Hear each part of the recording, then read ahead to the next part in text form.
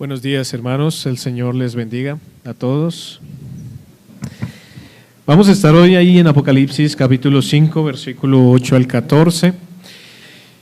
Y hemos venido haciendo un estudio y quiera el Señor también permitirnos a poder abarcar todo el libro del Apocalipsis, que el Señor nos dé el entendimiento de su palabra y que nos ayude a entender que este libro es uno más de esos 66 libros que componen la palabra de Dios, que están disponibles para nosotros y que son verdad que también debemos conocer, aprender y vivir. Y hemos venido estudiando este libro hasta el capítulo número 5, en donde, si quisiéramos hacer un breve resumen del libro, en el capítulo 1 hasta el capítulo 3 encontramos quién escribe este libro o quién dicta este libro, que es el Señor Jesús. Pero ¿a quién va dirigido este libro? A las iglesias que representan a todo tipo de iglesia que cree en el Señor en las diferentes edades, en los diferentes tiempos, que sufre, que llora, que es perseguida. Pero en el capítulo 4 y en el capítulo 5, entonces se nos lleva al cielo y se nos muestra allí el trono de Dios y cómo Él tiene control de todas las cosas. Así que ese es el fundamento de todo lo que va a ocurrir después de Apocalipsis capítulo 4 y capítulo 5. El fundamento teológico de la visión es el trono, de donde va a salir todas las cosas. El universo es gobernado por aquel que está sentado en el trono. El plan eterno de Dios está allí, en medio de toda la creación. Y Apocalipsis 4 y 5 entonces establece la base doctrinal de todo el libro. Y lo que estudiamos la última ocasión de Apocalipsis 5, del versículo 1 hasta el versículo 7, nos enseñaba de un nuevo personaje, un personaje central, un personaje importante que está en medio de ese trono, porque el que está sentado en el trono en la visión es el Padre, pero allí hace presencia el Hijo, el Cordero como inmolado, como dice las Escrituras. Y de ahí en adelante el trono va a ser conocido como el trono del Padre y del Cordero. Eso es lo que nos dice Apocalipsis 22:1. El trono llamado el trono de Dios y del Cordero, porque hay una unidad en autoridad, porque hay una soberanía indivisible, porque hay una gloria que es compartida entre el Padre, el Hijo y por implicación el Espíritu Santo también. Y es todo eso lo que nos está enseñando Apocalipsis capítulo 5. Pero también algo que aprendíamos de este texto es que Cristo es digno y es exclusivamente digno, porque nadie en el cielo ni en la tierra es digno como lo es el Señor. Y solo aquel que venció por medio de su muerte puede tomar el rollo de la mano del que está sentado en el trono y ejecutar todo ese plan decretado por el Padre desde antes de la fundación del mundo. Y eso es lo que encontramos entonces allí. Miren conmigo Apocalipsis 5, el verso 1, dice: y vi en la mano derecha del que estaba sentado en el trono un libro escrito, y más bien un rollo podemos entender, por dentro y por fuera, sellado con 7 sellos. Y sabemos que Juan lloraba porque nadie podía abrir esos sellos, pero ahí es donde aparece el héroe de esta historia de la redención, que es Jesucristo. Y toma entonces este rollo, lo que nos deja ver que Él es digno de tomarlo, Él es digno de leerlo, Él es digno de ejecutarlo y tiene toda la capacidad para hacer esto, porque es perfecto por su obediencia sacrificial y por su victoria redentora. Y todo esto entonces lo hemos venido estudiando. Y la conclusión a la que llegamos la última ocasión era: si el Cordero ocupa el trono, debemos pensar como cristianos que la historia no está fuera de control, que es el Señor el que guía la historia, que el Rey de este reino celestial, este reino que ya ha irrumpido en esta tierra, este reino que será consumado en la eternidad con la segunda venida del Señor Jesús, es un reino perfecto, es un reino soberano y es un reino en el que los cristianos podemos y hacemos parte si hemos creído en el Señor Jesús. Y que esto debería llevarnos a confiar, a descansar y a depender solamente de Él y de este reino que ha inaugurado, y que no deberíamos tener miedo en medio de las pruebas y de las tribulaciones que vamos a vivir. Y eso era muy diciente para los hermanos que estaban leyendo por primera vez el libro de Apocalipsis. Ellos allí perseguidos, ellos allí a filo de espada, ellos allí atribulados, y cuando leyeron esto, se sintieron consolados y animados y exhortados también. Y ese es el propósito que tiene el libro de Apocalipsis, que sepamos que Dios está en el trono y que por lo tanto todo lo que pase tiene un propósito y razón de ser y que nosotros podemos descansar en Él porque Él es perfecto y bueno. Y así entonces llegamos a Apocalipsis 5, del versículo 8 hasta el versículo número 14, y encontramos el acontecimiento decisivo. Porque si ustedes leyeron, dice ahí el versículo número 8, y cuando hubo tomado el libro, es decir, del 1 al 7 se nos describió quién lo tomó, por qué lo pudo tomar, quién es ese que está allí y por qué nadie más podía hacerlo. Pero en el verso 8 dice, y cuando hubo tomado el libro, es decir, va a desencadenar una serie de acontecimientos, va a haber una reacción en el momento que el Cordero toma ese libro.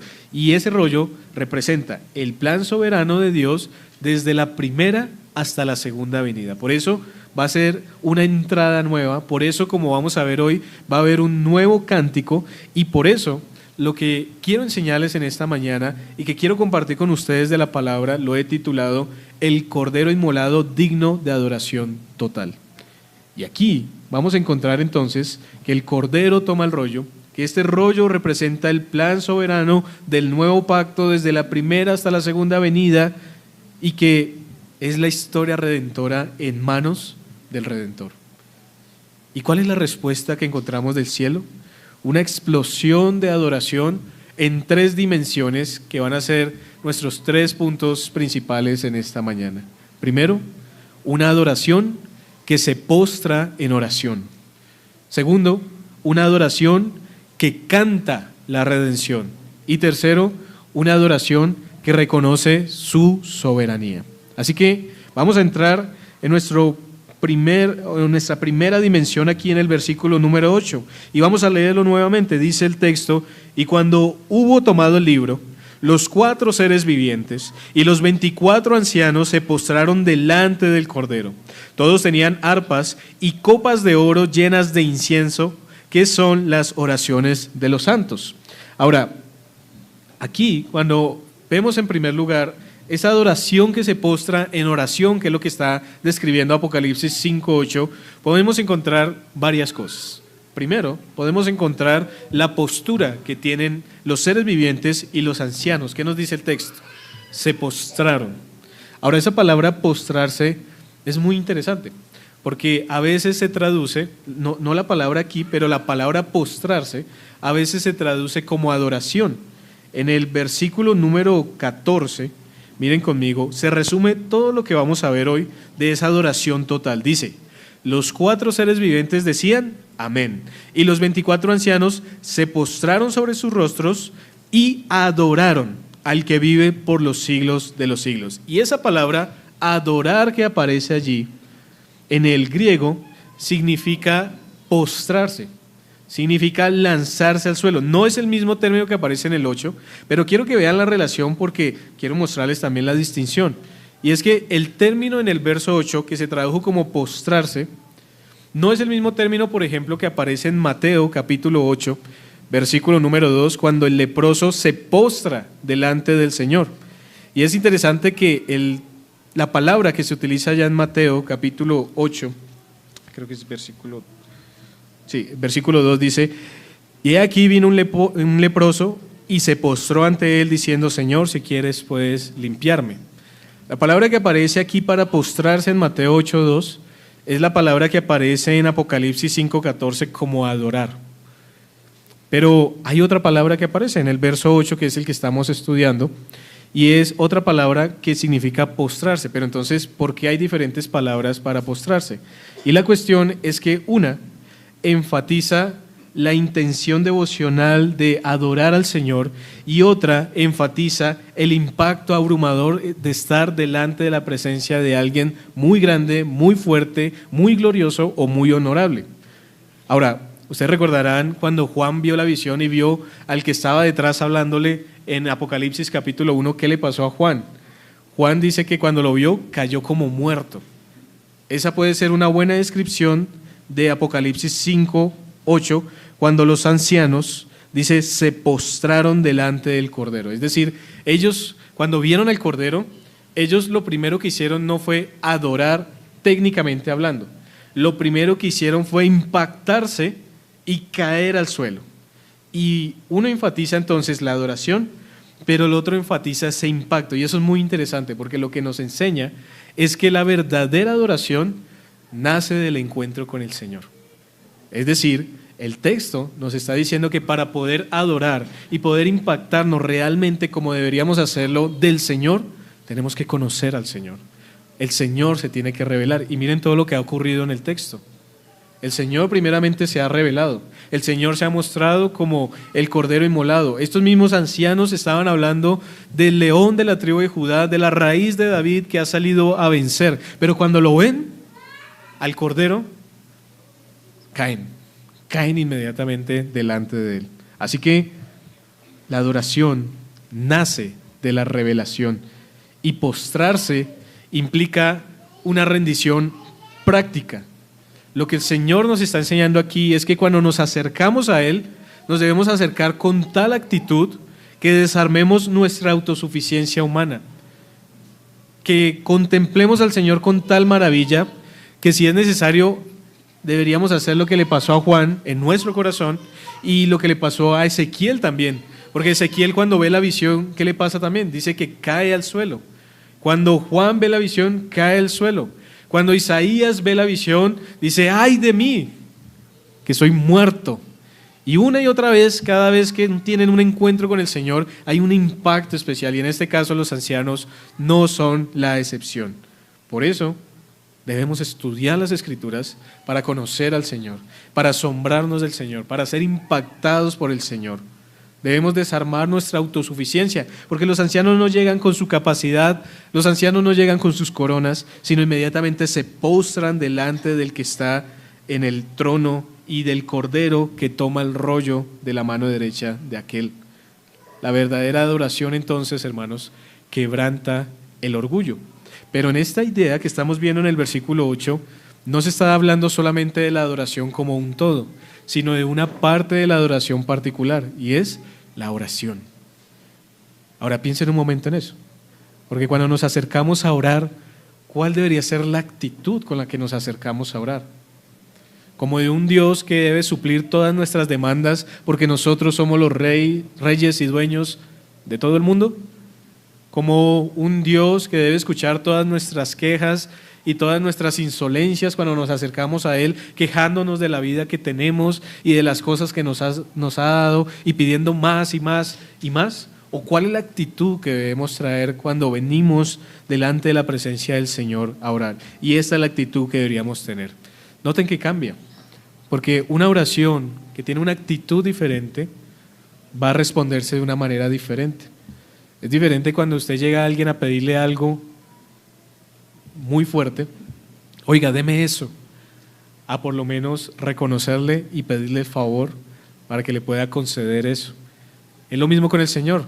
La actitud con la que venimos nos deja ver si lo conocemos o no lo conocemos. Una actitud de humildad, una actitud de postrarnos delante de Él.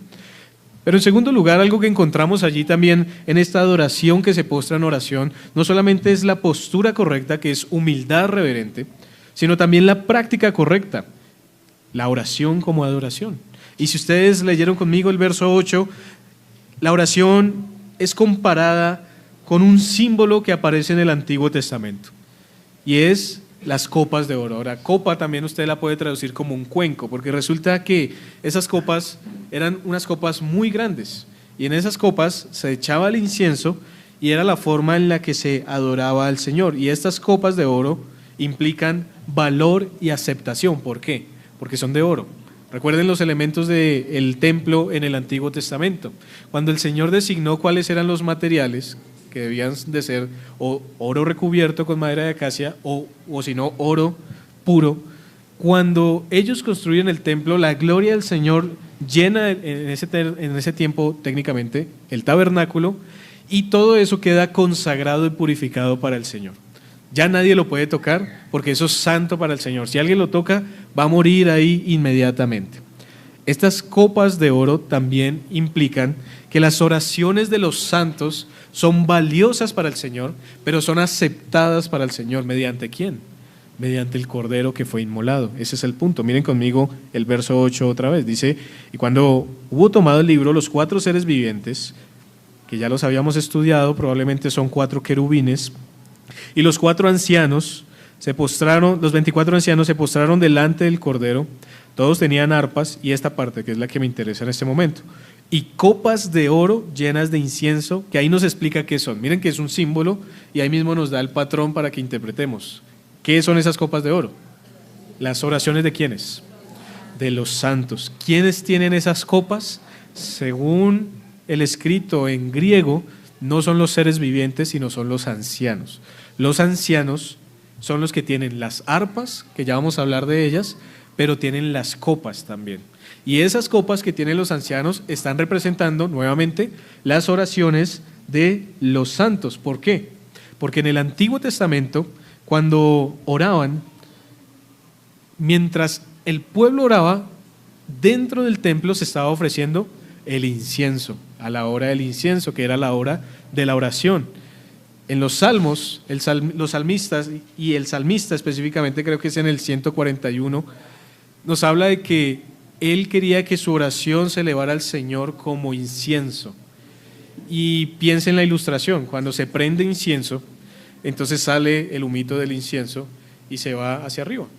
Y esa representación es la que enseña que cuando nosotros oramos, oramos como si fuera ese incienso que se va subiendo y subiendo y subiendo. Ahora, ¿quiénes son los 24 ancianos? ¿Recuerdan? Entonces, los 24 ancianos son el pueblo escogido de Dios. Son 24 porque son 12 y 12, 12 del Antiguo Testamento, las 12 tribus de Israel, 12 del Nuevo Testamento, los 12 apóstoles, que simbólicamente están explicando que hay un pueblo completo de Dios.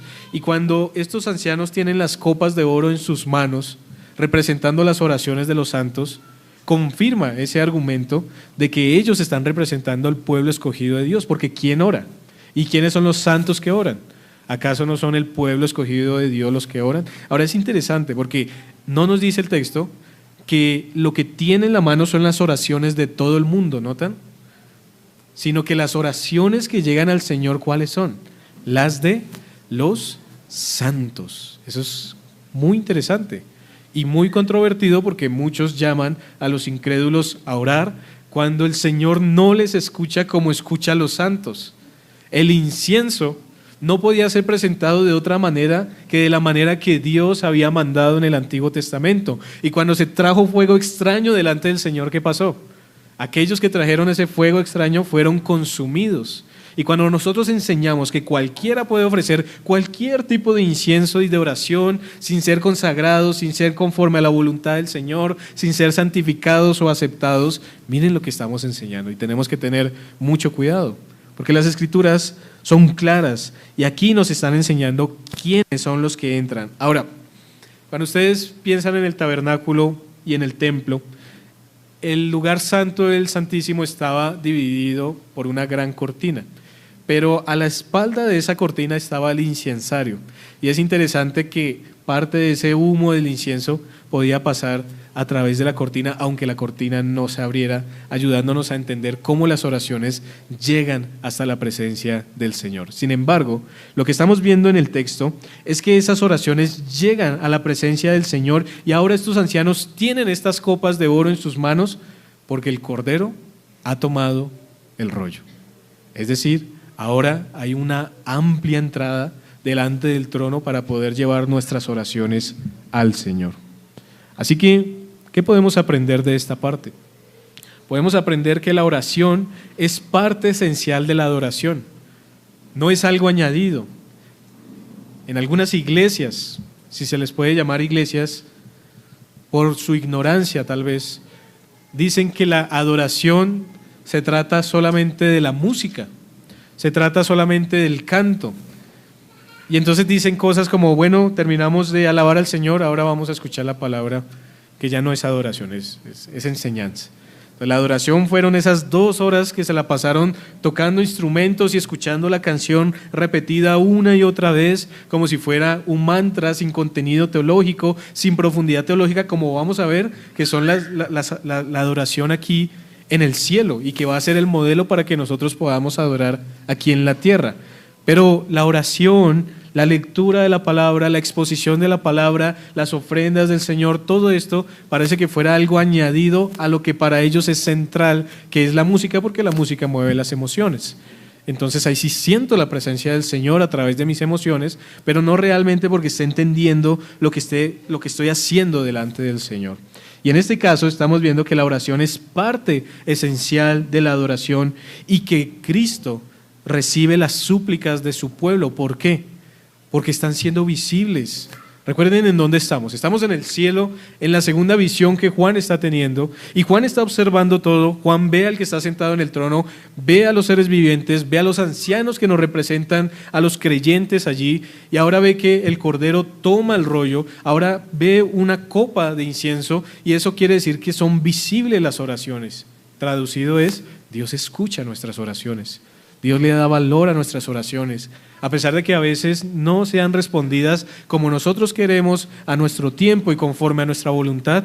Esas oraciones son respondidas por el Señor, porque son el incienso que llega a Él. Ahora, piense un momento en cómo huele el incienso. Entonces a veces uno en su casa también prende unos palitos, ¿no? Y empieza a generar un aroma que es agradable. Ese aroma agradable es el que el Señor también percibe. Por eso las Escrituras nos hablan de que Él percibe olores gratos. Cuando se hace el sacrificio, dice que el humo se eleva y el Señor, por ejemplo, en Génesis, en los tiempos de Noé, percibió olor grato. Es decir, que cuando Él percibe el aroma de las oraciones de los santos, es grato para Él porque le están suplicando. Y eso es lo que significa también esa palabra oración. Es venir delante del Señor a suplicar. Si quisieran definir qué es una oración, es eso. Es venir delante del Señor a suplicar. ¿Qué aprendemos entonces? Que la iglesia debe orar, que la oración es preciosa y preservada por el Señor en copas de oro, y que la oración participa del plan soberano de Dios, porque por eso está allí en esta visión que está teniendo. Ahora, ¿cuál es el contenido de las oraciones? El texto más adelante nos lo va a enseñar en el capítulo 6 y en el capítulo 8, pero en resumidas cuentas, el contenido de las oraciones que están en esas copas tiene por lo menos dos cosas. La primera, clamor por justicia, y eso es interesante. Ellos están clamando por justicia para que sean castigados los malhechores, sean castigados los perseguidores. Por eso, en uno de esos sellos que aparece allí en el capítulo 6, versículo número 9, dice: cuando abrió el quinto sello, vi bajo el altar las almas de los que habían sido muertos por causa de la palabra de Dios y por el testimonio que tenían. Verso 10. Y clamaban a gran voz diciendo: ¿hasta cuándo, Señor santo y verdadero, no juzgas y vengas nuestra sangre en los que moran en la tierra? Y se les dieron vestiduras blancas, y se les dijo que descansasen todavía un poco de tiempo hasta que se completara el número de sus consiervos y sus hermanos, que también habían de ser muertos como ellos. Miren la súplica, miren lo que ellos están clamando. Ellos están clamando por justicia. Y eso nos enseña que nosotros no deberíamos hacer justicia por nuestra mano, pero sí deberíamos clamar por justicia ante los que nos ultrajan, nos persiguen, ante los que se burlan. Por supuesto, una justicia que debe venir con misericordia también, para que el Señor pueda ayudarlos también, pueda perdonarles y así nosotros poder suplir esto. Pero es interesante que el texto nos enseña que ellos clamaban por justicia. Y una segunda cosa que ellos van a clamar es liberación salvadora y santificadora. Es decir, es una petición de liberación. Los cristianos están pidiendo eso: Señor, líbranos del pecado, Señor, líbranos de las acechanzas de Satanás, Señor, ayúdanos a confiar más en ti, ayúdanos a depender más en ti. Y ese es el contenido de esa copa llena de incienso que está delante del Señor. Apocalipsis 5:8. Entonces dice: y copas de oro llenas de incienso, que son las oraciones de los santos. Y eso debe llevar al apóstol Juan, a los primeros oyentes de la carta de Apocalipsis, y a nosotros a evaluar nuestra vida de oración. Porque cuánto estamos orando. Y si estamos orando, nos estamos rindiendo a la voluntad del Señor, diciendo, Señor, hágase tu voluntad y no la mía, o estamos llegando en manipulación e imposición delante del Señor a que se cumplan todos nuestros deseos y caprichos. Pero también nos enseña que debemos tener dependencia antes de orar, debemos postrarnos antes de orar. Y una iglesia sin oración no ha comprendido entonces quién es el Cordero al cual debe adorar. Pero así entonces, mis hermanos, en primer lugar, lo que encontramos en este texto es una iglesia que adora, pero que lo hace postrándose en oración. Y ahora vamos a ver una segunda dimensión, y es esa adoración que canta, no solamente que ora, sino que canta, porque el cántico también es importante, la alabanza es parte de la adoración. Y debemos cantar al Señor, cantar con júbilo, cantar con fuerza, cantar con inteligencia, cantar de la historia de la redención. Vamos a leerlo.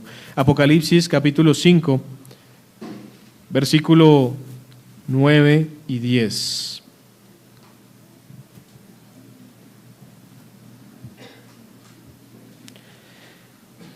Dice la palabra: y cantaban un nuevo cántico diciendo: digno eres de tomar el libro y de abrir sus sellos, porque tú fuiste inmolado y con tu sangre nos has redimido para Dios de todo linaje y lengua y pueblo y nación. Y nos has hecho para nuestro Dios reyes y sacerdotes, y reinaremos sobre la tierra. Ahí encontramos entonces la segunda dimensión de la adoración, y es una adoración que no solamente se postra en oración, sino es una adoración que canta. Entonces la adoración no se queda solamente en un silencio reverente. La adoración redimida canta, y cuando el Cordero toma el rollo, el cielo se inclina, pero también dice el texto, entona un nuevo cántico. Y aquí encontramos algo muy revelador, y es lo siguiente: quien ha sido redimido no puede adorar sin proclamar la obra de la cruz en alabanza. Es decir, canta.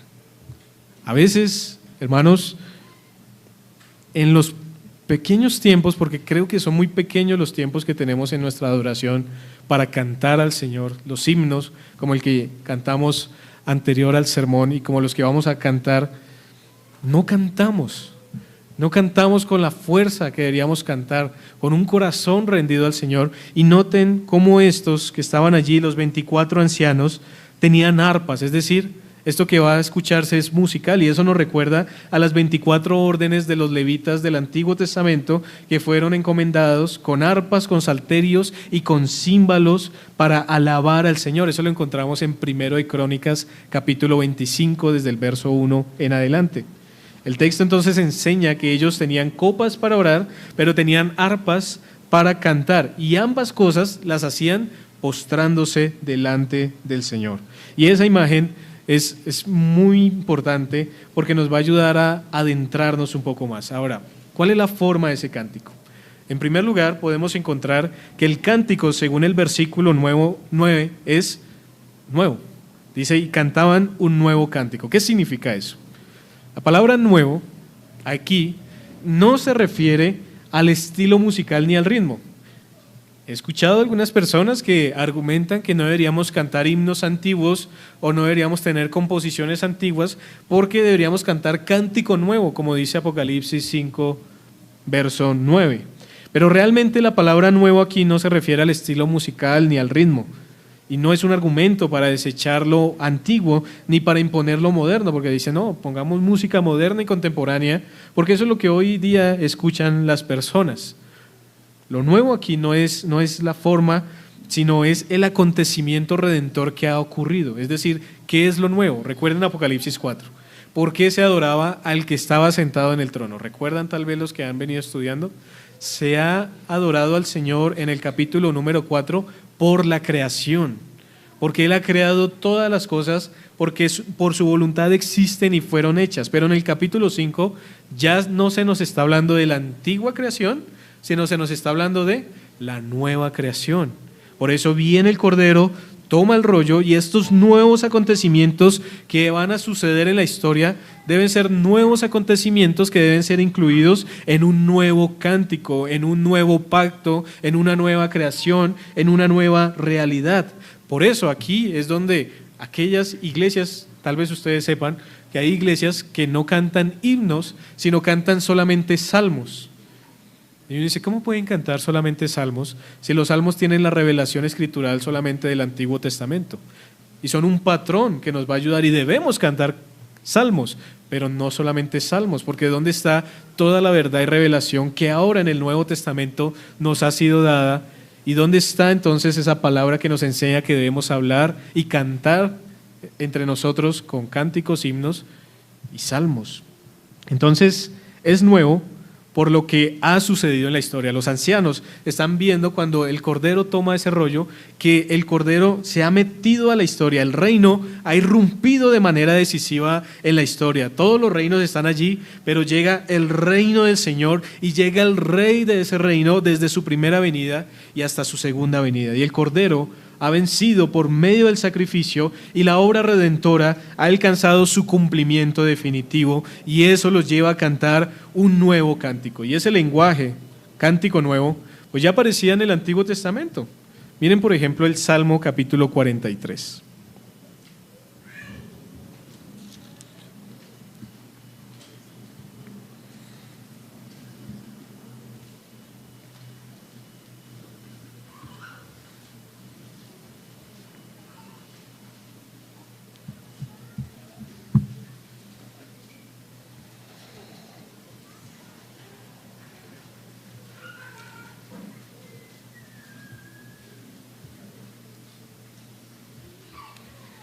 Bueno, aquí encontramos en el versículo 4,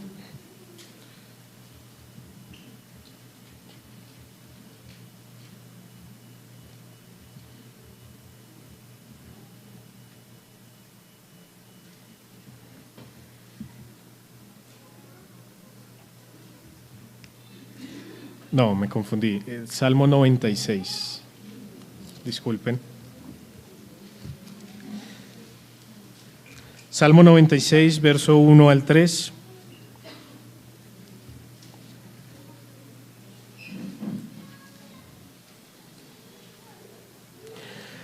Dice allí: cantad a Jehová cántico nuevo, cantad a Jehová toda la tierra, cantad a Jehová, bendecid su nombre, anunciad de día en día su salvación. Proclamad entre las naciones su gloria, en todos los pueblos sus maravillas. Ahora, ¿qué nos dice este salmo? Que en el plan del Señor nunca estuvo que solamente se cantaran los cánticos que ya habían sido establecidos, sino que siempre debían haber cánticos nuevos. Pero ese cántico nuevo del que está hablando Apocalipsis hace referencia particular a ese cántico que ahora reconoce la realidad de lo que ha ocurrido en ese Cordero inmolado. Y también, algo que nos hace pensar Juan, es en un cántico antiguo que había. Y ese cántico antiguo, que va a ser el contraste entre el cántico antiguo y el cántico nuevo, es el cántico que aparece en Éxodo 15. Y ese cántico fue la respuesta de la liberación del poder de Egipto por mano de Dios a los israelitas. Ustedes recordarán que ellos pasan por medio del mar, e inmediatamente cuando el Señor consume al ejército de los egipcios, se cierra el mar, ellos se han liberado. Lo primero que hacen los israelitas, ¿qué es? Cantar. Pero ese es un cántico pactual, porque la razón por la que han sido liberados es por el pacto que Dios ha hecho con ellos, por la Pascua que ya se ha celebrado y por la protección y guía que les da el Señor. Y en ese sentido nosotros debemos equiparar este nuevo cántico del que está hablando Juan, porque ahora la liberación es mayor. Ya no es la liberación de Faraón, sino es del reino de Satanás. Ya no es la liberación de la esclavitud política, sino del dominio del pecado. Ya no es una opresión temporal, sino es la liberación de la condenación eterna, y por eso este cántico es verdaderamente nuevo. Ahora, miren que el mismo libro de Apocalipsis hace esa conexión. Acompáñenme en Apocalipsis capítulo 15. Apocalipsis capítulo 15.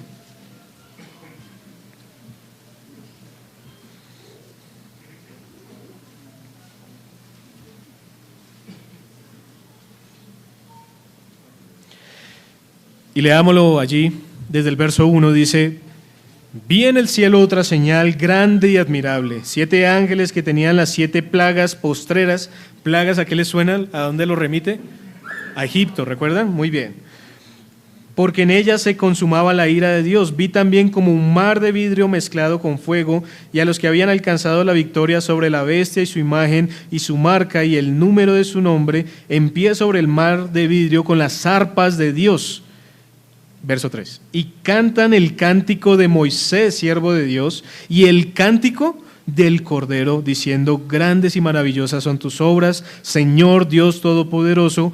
Justos y verdaderos son tus caminos, Rey de los santos. ¿Quién no te temerá, oh Señor, y glorificará tu nombre? Pues solo tú eres santo, por lo cual todas las naciones vendrán y te adorarán, porque tus juicios se han manifestado. Noten cómo se conectan entonces el cántico de Moisés, Antiguo Testamento, 12 ancianos, y el cántico del Cordero, Nuevo Testamento, 12 apóstoles, y todos juntos como el pueblo escogido de Dios, adorando al Cordero que está allí en medio del trono, tomando el rollo y desatando estos juicios y esta protección que va a desatar, porque las oraciones de los santos de las que estábamos hablando van a ser respondidas.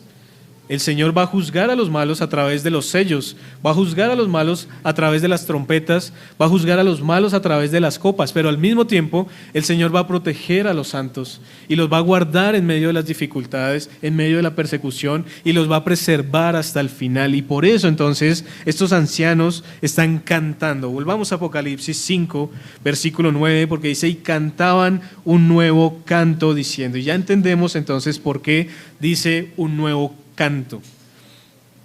No alcanzaríamos a verlos todos, pero aquí estamos ante la nueva creación que ha comenzado a irrumpir en el mundo por medio de la muerte y resurrección de Cristo.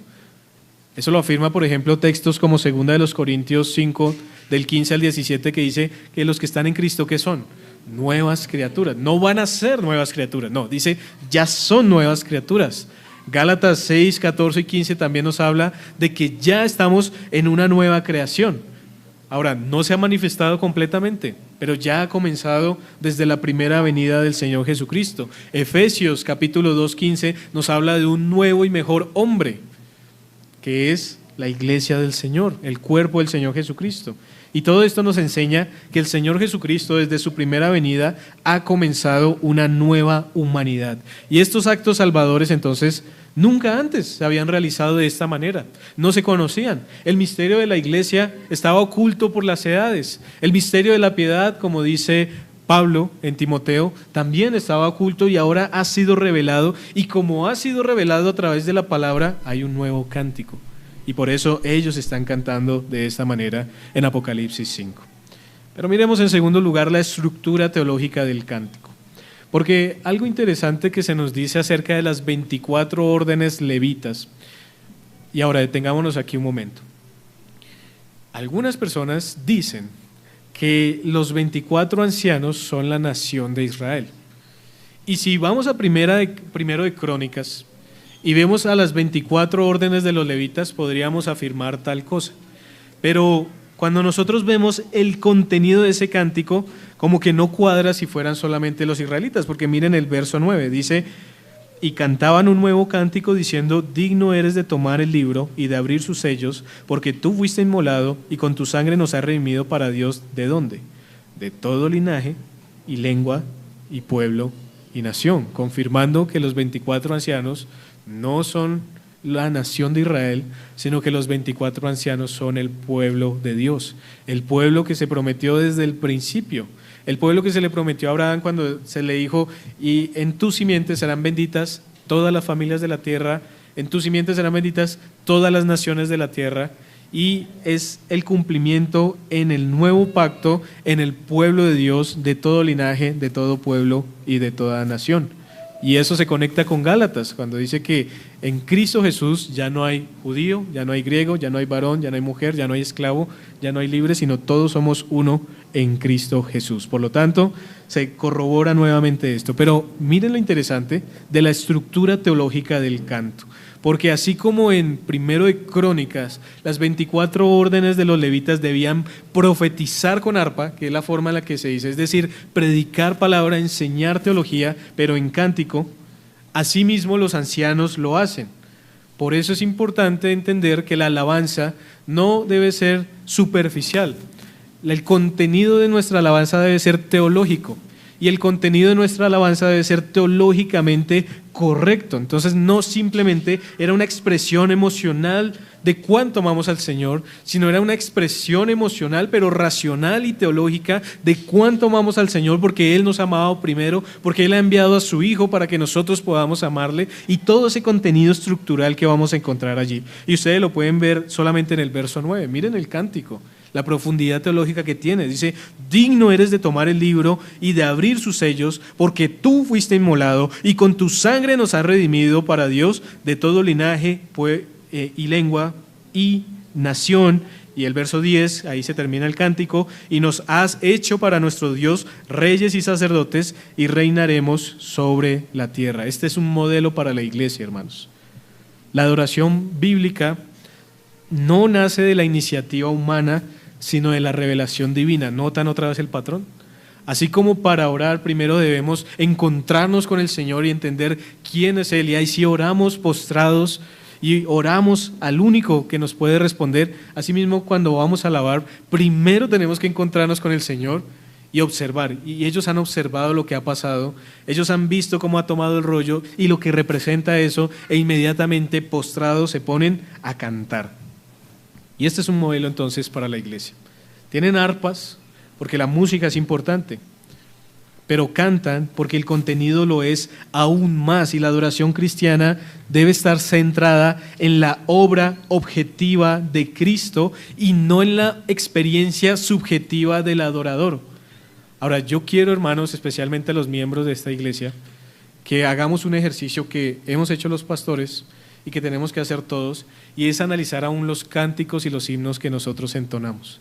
Porque muchos de los que entonamos siempre es: yo me siento, yo pienso, yo decido, yo hago, Él me ayuda a esto, pero casi nunca estamos cantando de esos que adoran realmente al Señor. Por ejemplo, como el que cantamos ahorita: alabad al gran Rey. Pero hay otros que nos están hablando de nosotros y nosotros y nosotros.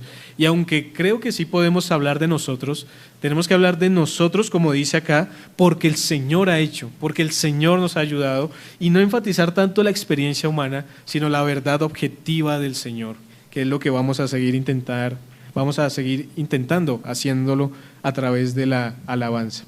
Así que la adoración bíblica es así. La música es importante, pero el contenido lo es aún más. Y la adoración cristiana debe estar centrada en la historia de la redención. Por eso hay cánticos que se titulan "Qué bella historia", ¿cierto?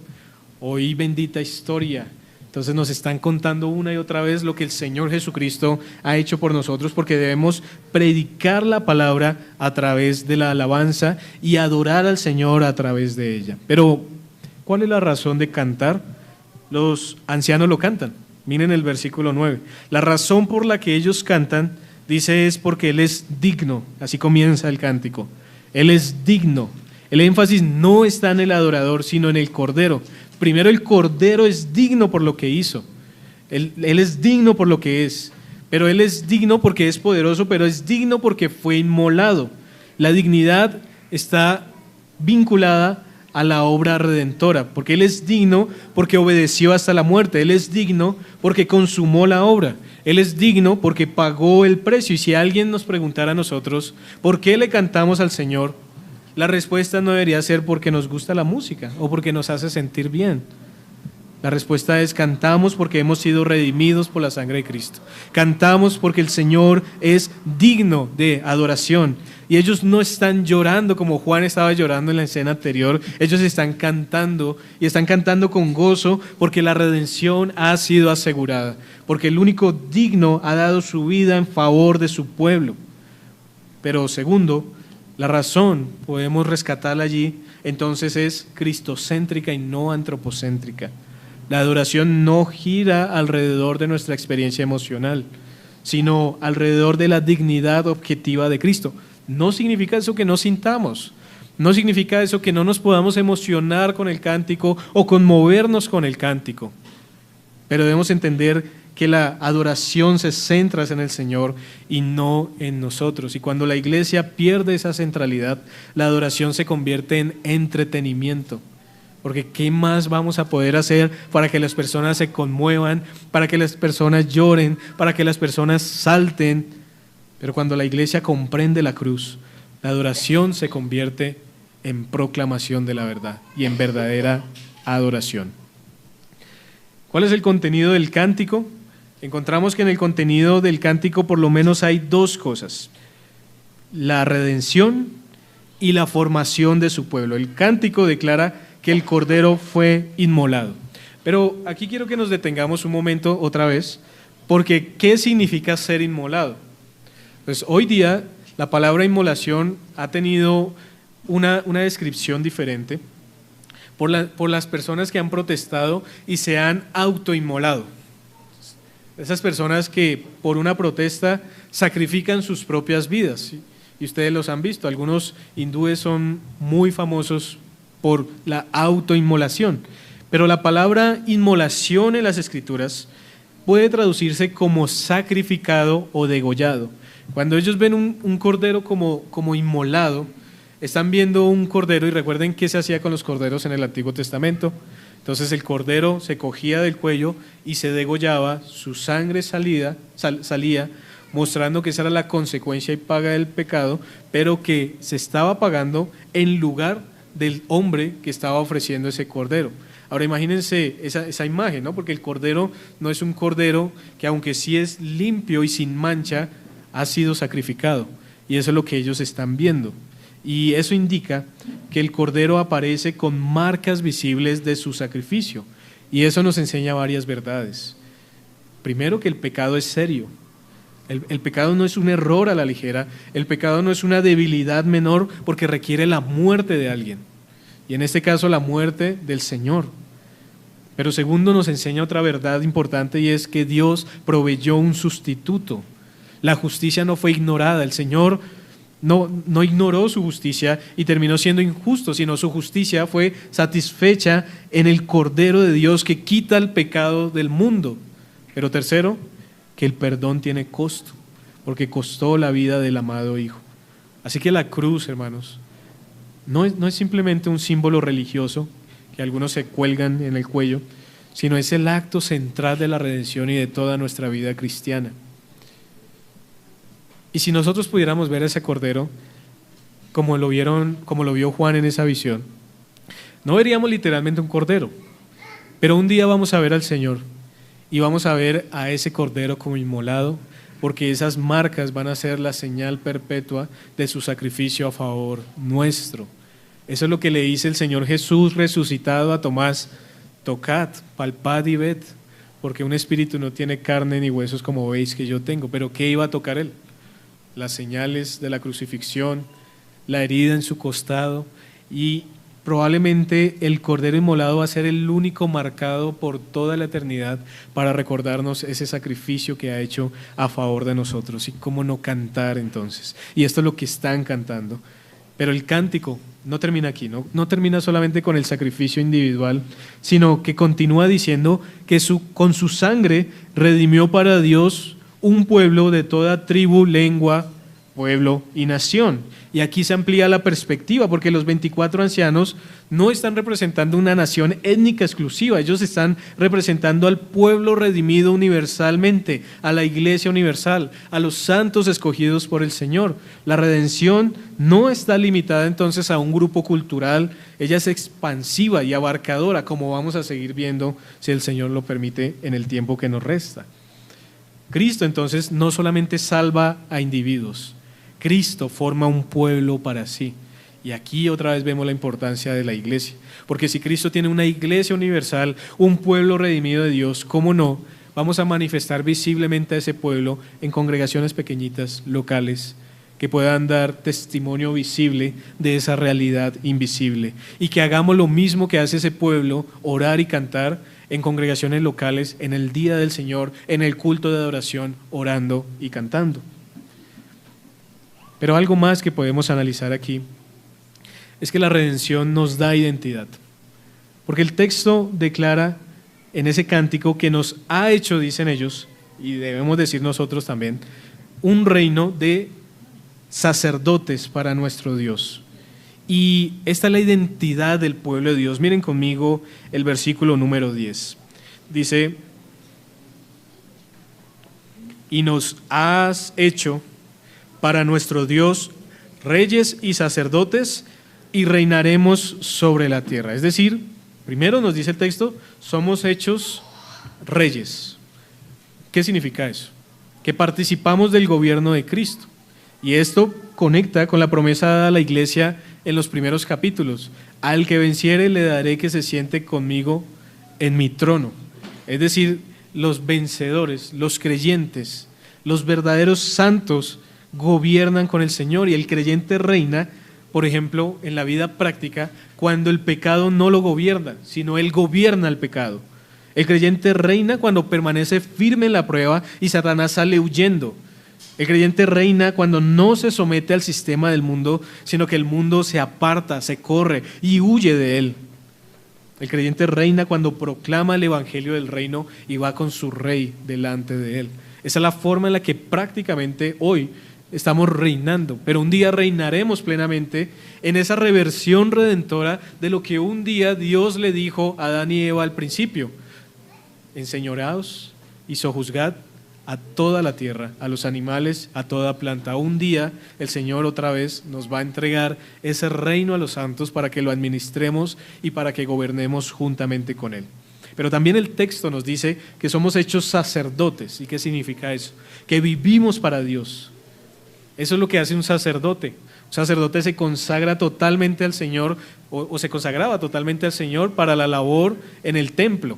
Hoy día nosotros nos consagramos totalmente al Señor, no solamente el domingo por la mañana, sino toda nuestra vida es vivir para Dios, es servir al Señor, es adorar al Señor, pero también es representar su verdad ante el mundo, porque es la iglesia, la institución que el Señor ha dejado para predicar la verdad y para proclamar la verdad, y en ese sentido somos sacerdotes. Esto nos recuerda a profecías como la de Daniel, en donde se promete que los santos recibirían un reino, allá en Daniel 7, versículo 18 al 22. Pero también nos lleva a Éxodo 19, 6, donde Israel fue llamado a ser reino de sacerdotes si obedecía todo lo que Dios iba a hacer en el pacto con ellos en el Sinaí. ¿Qué pasó? Israel no logró por desobediencia, pero Cristo, el verdadero Israel, lo cumplió perfectamente y nosotros participamos de esa realidad porque estamos unidos a Cristo mediante la fe y por lo tanto somos reyes y sacerdotes. Y por eso los ancianos no cantan antes de ver al Cordero tomando el rollo, sino apenas lo ven, porque saben que Él obra esa redención a su favor. Así que la redención nos perdona, pero también nos redefine, nos da una nueva identidad en Cristo Jesús. Y eso nos lleva a la tercera dimensión de la adoración en esta mañana. Ya hemos visto que la victoria de Cristo nos llama a una adoración que se postra en oración, a una adoración que canta la redención, pero en el versículo 11 hasta el versículo 14 vemos una adoración que reconoce su soberanía también. Leamos. Y miré y oí la voz de muchos ángeles alrededor del trono. ¿Ven cómo se está expandiendo? Ya no solamente ve a los 4 seres vivientes, a los 24 ancianos, sino ahora ve a muchos ángeles alrededor del trono y de los seres vivientes y de los ancianos, y dice que su número era miríadas de miríadas literalmente, o millones de millones, como lo tradujo la Reina Valera, verso 12, que decían a gran voz: el Cordero que fue inmolado es digno de tomar el poder, las riquezas, la sabiduría, la fortaleza, la honra, la gloria y la alabanza. 7 atributos del Señor allí, o 7 características atribuidas al Señor. Verso 13, y a todo lo creado, miren, ya no solamente son los 24 ancianos, ya no solamente son los miles de millones de ángeles, sino ahora a todo lo creado que está en el cielo y sobre la tierra y debajo de la tierra y en el mar, y a todas las cosas que en ellos hay, oí decir, al que está sentado en el trono y al Cordero sea la alabanza, la honra, la gloria y el poder por los siglos de los siglos. Aquí vemos una adoración que amplía el horizonte, una adoración que reconoce la soberanía de Dios, porque Dios no solamente gobierna sobre la iglesia local de Fontibón, Dios no solamente gobierna sobre las 7 iglesias de Asia Menor, Dios gobierna sobre toda su creación.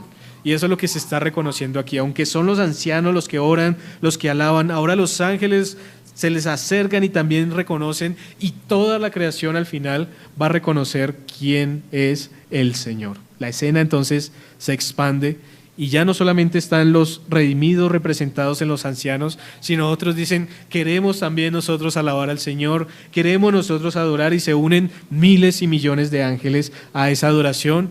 Y miren lo que adoran, porque en el versículo 12 dice, el Cordero que fue inmolado, es decir, se unen a la adoración de los ancianos. Ya no solamente adoran a Dios como creador, sino ahora adoran a Dios como redentor. Y ahora la visión se ensancha y Juan contempla todos estos ángeles que están allí, y la adoración en ese sentido se vuelve cósmica. Y lo que comenzó como postración y cántico se convierte ahora en una proclamación universal de la supremacía del Cordero. Ustedes saben que al final, cuando el Señor Jesucristo regrese por segunda vez, nos dice Filipenses, toda rodilla se doblará ante Él, quiera o no quiera. Y ese doblar rodilla es ese postrarse, porque el impacto de ver al Señor va a hacer que sus piernas tiemblen y tengan que agacharse, así no lo quieran. Y van a temer por sus vidas, porque el que se burlaban, al que negaron, al que rechazaron, al que una y otra vez se les proclamó y no quisieron creer, ahora está delante de ellos.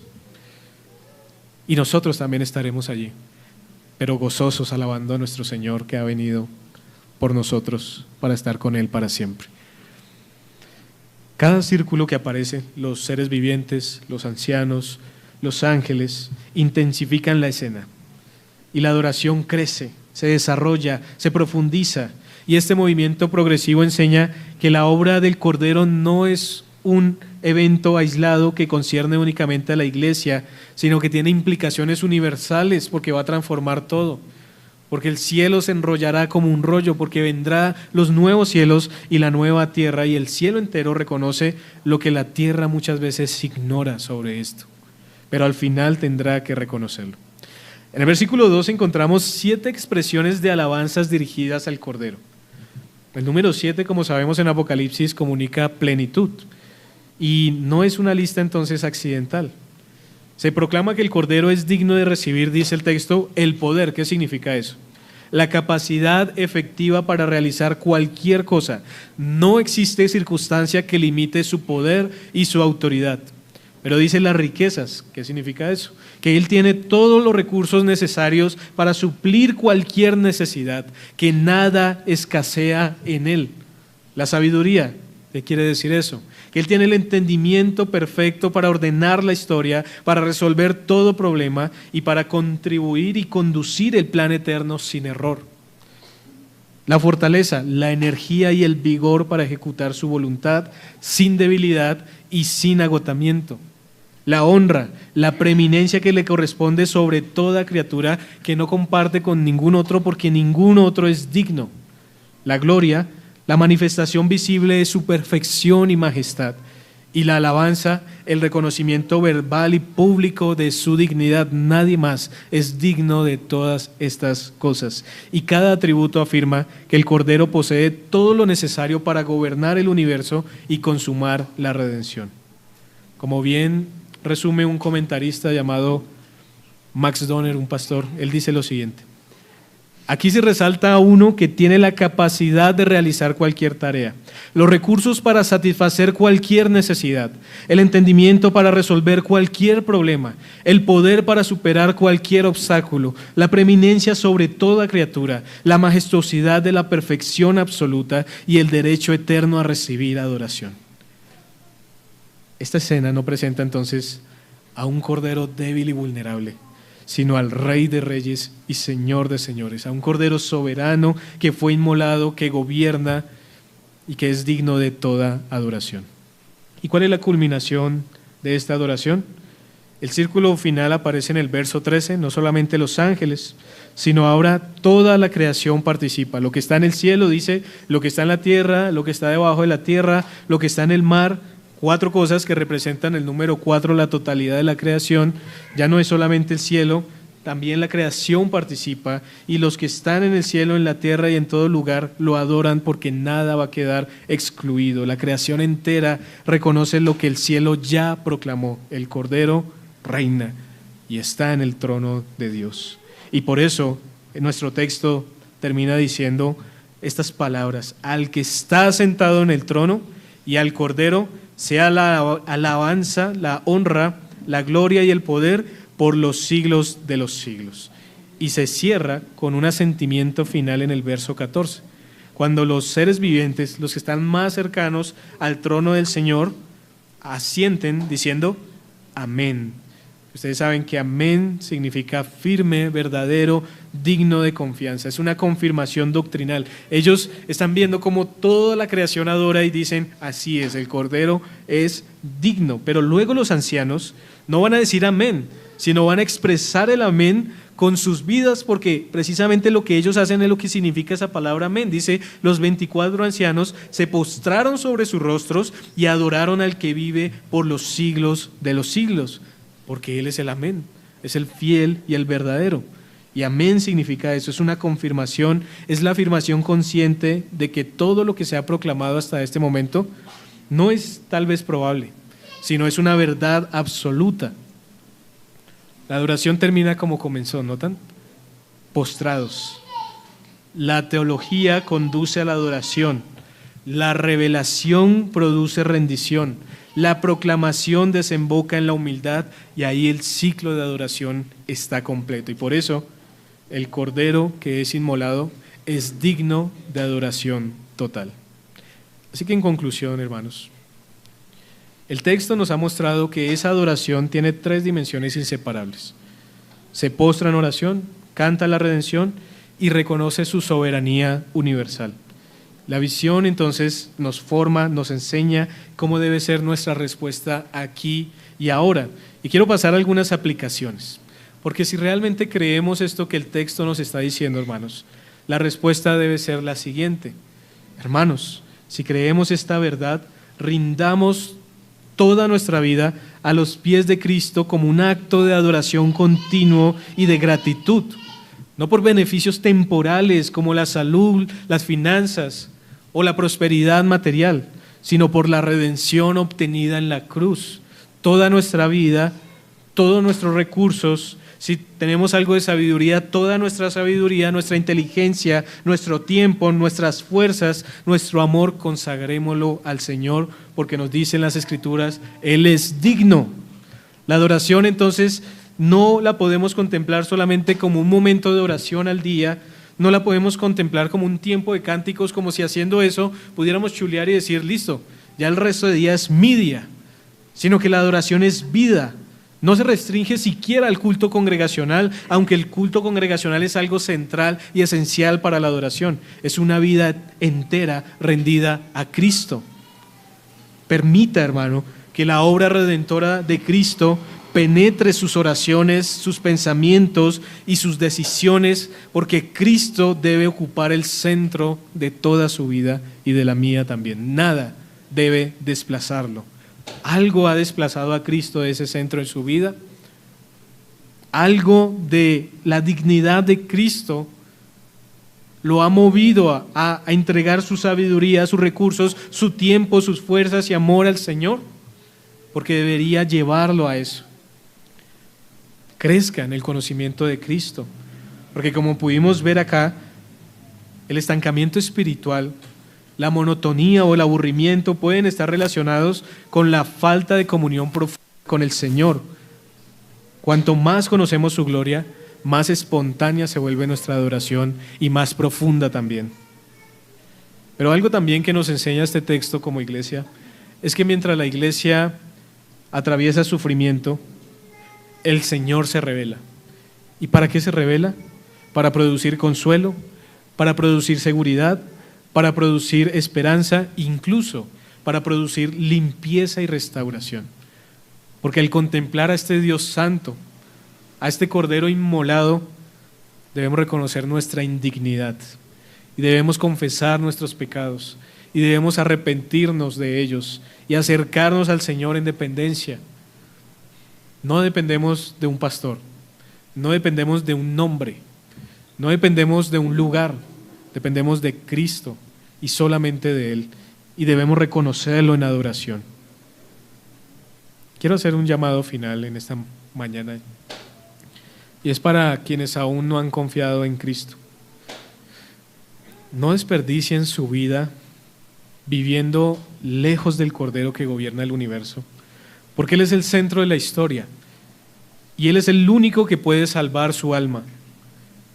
Debe confiar en Él, debe arrepentirse de sus pecados para salvación y descansar en su obra perfecta, porque un día toda rodilla se doblará, toda criatura reconocerá su señoría. Y la pregunta no es si Él será adorado, porque eso es un hecho, sino si usted estará entre aquellos que le adoran con gozo redimido, o simplemente con rendición de estar delante del dueño y creador del universo. Quiera el Señor que usted sea parte de ese coro eterno que canta el Cordero, porque ha sido rescatado por su sangre. Y mis hermanos, que esta visión conforme nuestras vidas y también las confronte, que ordene nuestras prioridades y que nos lleve a consagrarnos por completo al único que vive por los siglos de los siglos. Amén. Oremos. Amado Padre Celestial, te damos gracias en este día, Señor precioso, santo y apartado para ti, Señor, en el que nos permites meditar en tu palabra, Señor, abrir las puertas del cielo y acercarnos por fe a esta visión gloriosa, en donde estás tú sentado en el trono, Señor, y el Cordero inmolado tomando este rollo, desatando los juicios y protegiendo a su pueblo. Gracias, Señor, porque esto nos ayuda a tener firmeza, seguridad y valentía en este mundo de mentiras y de maldad, Señor, sabiendo que juzgarás al mundo por su maldad, pero que nos salvarás por tu misericordia, Señor, en el Cordero. Te damos gracias, Señor, porque como oraban estos ancianos, Señor, queremos orar también, entendiendo que el Cordero es digno, Señor. Pero como cantaban ellos, también queremos cantar nosotros y elevar alabanzas de día y de noche, porque nos has rescatado en Cristo, Señor, porque nos has librado del pecado, de las garras de Satanás, de la condenación final del infierno, Señor, y nos has hecho reyes y sacerdotes sobre la tierra, Señor. Y aunque sabemos día a día, y lo recordamos, Señor, y si no, rogamos que nos lo recuerdes, que somos indignos, que somos polvo por nuestras fuerzas, que somos incapaces, Señor, la dignidad pertenece al Cordero inmolado, Señor. Aquel Cordero que fue sacrificado, que dio su vida a favor de su pueblo, que derramó su sangre, Señor, que entregó todo su ser, Señor, para nuestra vida. Y que Él, habiendo vencido la cruz, ahora nos llama vencedores también. Señor, no nos dejes olvidar estas verdades, para que podamos seguir perseverando hasta el final y que incluso en la muerte, Señor, seamos fieles para recibir esas coronas de vida que has prometido y esas bendiciones de gozo eterno junto a ti. Así, Señor, oramos y te adoramos y te damos gracias en Cristo Jesús. Amén.